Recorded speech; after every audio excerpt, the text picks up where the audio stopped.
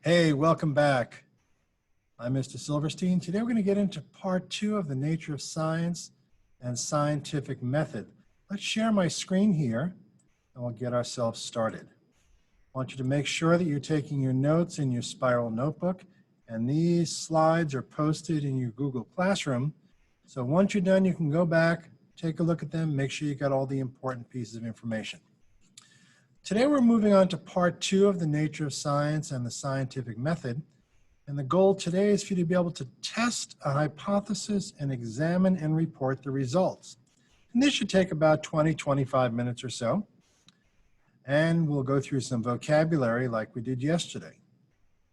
So the vocabulary for concept 1 started off with qualitative, quantitative, precision, accuracy, observation, and inference. And we talked about those in part 1. Today we're going to be getting into independent variable, dependent variable, constants, controlled variables, experimental group, and control group. Make sure you jot those down and you add them into the vocabulary section of your spiral notebook and put in those definitions. So, we started off yesterday talking about that science is based upon experimentation. It's based upon what you can observe and what you can measure and test. And the development of an experiment follows the scientific method. We first ask a question, then we conduct some background research to find out what other people have found out. Then you construct a hypothesis, test your hypothesis in an experiment, analyze your data, then draw conclusions from that data and communicate that information in a report. Let's pick up where we left off. Today we're going to talk about testing your hypothesis in an experiment, and first we need to look at the procedures. Everything has a procedure. So you want to write out every step that was taken when you're creating your experiment. And you want to start off with an action word.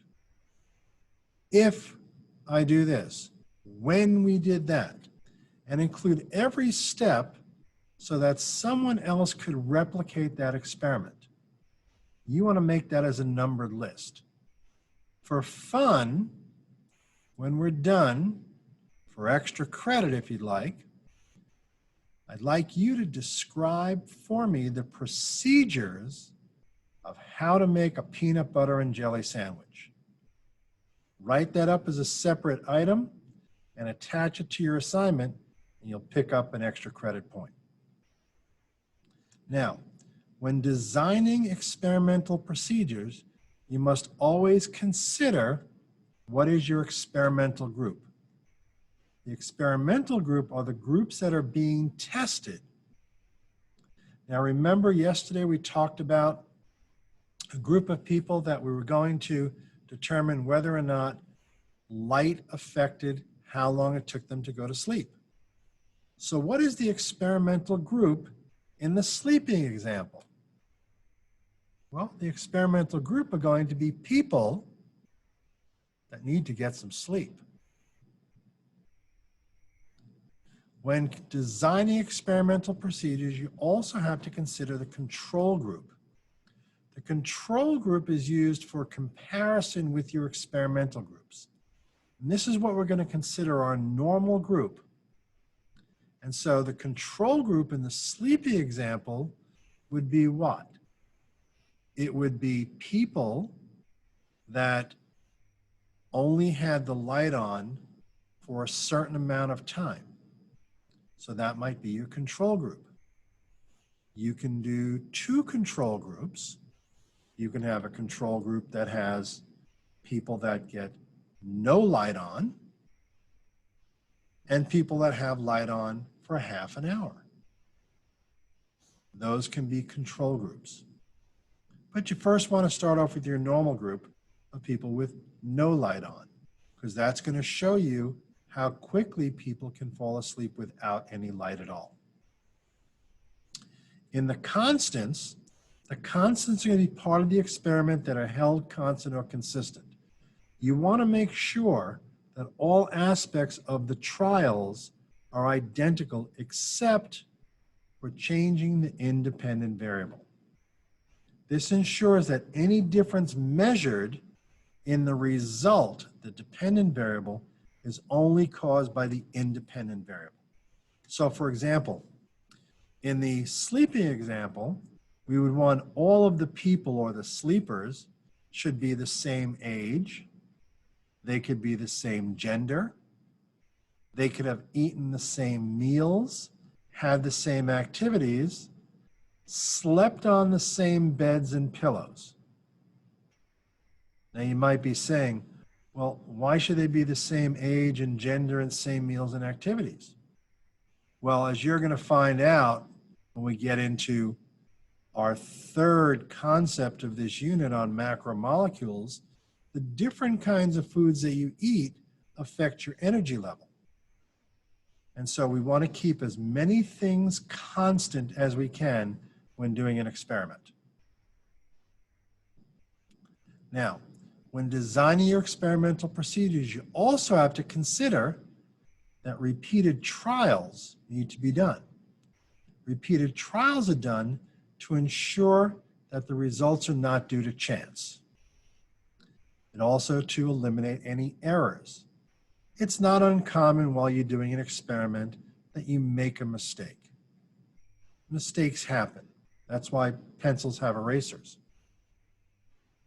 You also want to do repeated trials to ensure that the data is precise. And so to make experimental data valid, you must have a minimum of 4 trials and as many as 8. Think about it for a moment. If you tried something once, do you really know that it works? If you try it twice, you've got a 50-50 chance that you're accurate and precise. But if you've got 4 trials, you can eliminate and average out any of the errors. So 4 to 8 trials are important. Now, we've gone through the first 4 steps, and now we need to analyze the data. We have the data, we've accumulated the data, and now we have to look at the results. You collect the data in an organized form during an investigation, and we call that a data table. That data is going to be quantitative. How many of something, or how long, or what conditions are in there. You then present the data in a graph. Later this week, when you do the penny test, you're going to be gathering data and putting it into a table, and it's going to populate a graph for you. Once you have the results of the data, you now have to analyze it. You want to look at your data and only make statements about what the data shows. Do not state in the analysis whether or not your hypothesis was right or wrong. You'll use statements such as, the data supports the hypothesis. Now, if your hypothesis was, if the amount of light changes, it takes people longer to fall asleep. Well, we have to analyze the data and then report that. But when you do your analysis, it should always state whether or not your data supported your hypothesis or your data rejected your hypothesis. You may make a prediction and find out that your prediction doesn't have enough data to support it. It's not that your hypothesis was wrong, just that you don't have enough evidence to support that hypothesis. So it's just some terminology you're going to have to get comfortable with. Your hypothesis is either supported by the data or it's rejected or refuted. Also in your report, in your analysis, include any errors you made. Mistakes happen. And so you may be counting something on a trial and you counted it by mistake. Or You recorded it by mistake. In your analysis, indicate on trial number 3, the temperature went up 6 degrees because we left the air conditioner off. Great. Now we know why that little blip in the data changed. Now on step 6, you're going to draw some conclusions and then communicate them in a statement. You need to make an explicit statement about whether your hypothesis was supported or rejected by your experimental data. The data may support your prediction. The data may fail to support or reject or refute your prediction. Remember, your data does not prove or disprove anything. Then you want to state a real-world application. How can this data be used in the real world? Well, if we look at the sleeping study, we can find that if people turn the lights off sooner, then they'll get more restful sleep. They can then be more productive at work or at school. So there's some real world applications. And this is all part of the final lab report. The lab report's pretty comprehensive, and when we get into the classroom and start doing labs, you're going to have some sample lab reports to help you get started. But the lab report has a couple of pieces to it. It, of course, has your name and the date. It has the title of your experiment. You explain the purpose and the problem, what you were trying to find out. You state your hypothesis that you're trying to test. You make a list of your materials and your supplies. And that materials and supplies list is just like a little shopping list of all the things that you needed to use. Then your procedures, how you actually did something. Oh, don't forget that little extra credit on how to make a peanut butter and jelly sandwich. I'd like to see your predictions and your procedures. Then, what are your observations and the data? So what did you observe?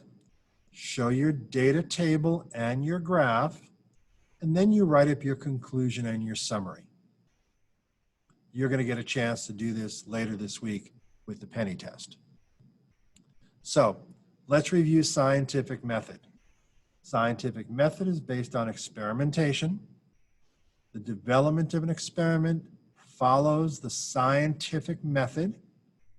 First, we ask a question, then we conduct background research, then construct a hypothesis. We then test the hypothesis in an experiment that's been carefully designed. We analyze the data and draw conclusions from the data and communicate them in a final report.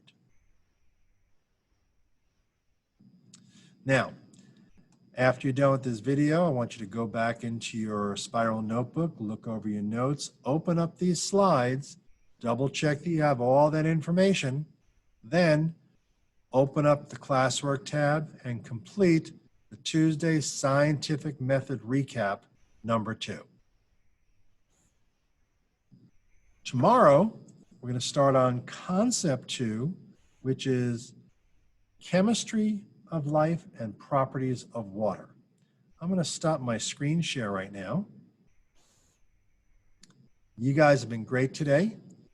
This video is a little bit shorter than yesterday's. If you need to go back and look at it, please use this on a regular basis. Everything's going to stay on your Google Classroom, and so you always have access to it. So if you have any questions or need something, just email me or message me throughout the day, and we'll get that taken care of. You guys have a great day, and we look forward to seeing you tomorrow.